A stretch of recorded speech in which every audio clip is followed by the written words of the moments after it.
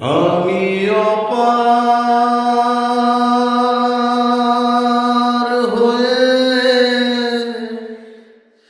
বসে আছি,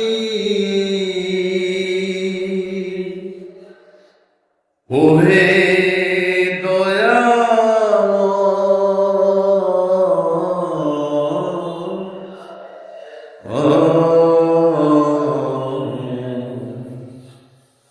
পারে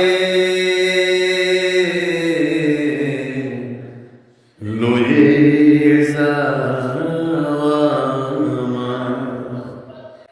কোকিলা কণ্ঠের লালন কন্যা আমার সেই প্রিয় শিল্পী আজকে তার ডাক দয়াল শুনেছে এবং তাকে অবশ্যই পারে নিয়ে গেছে।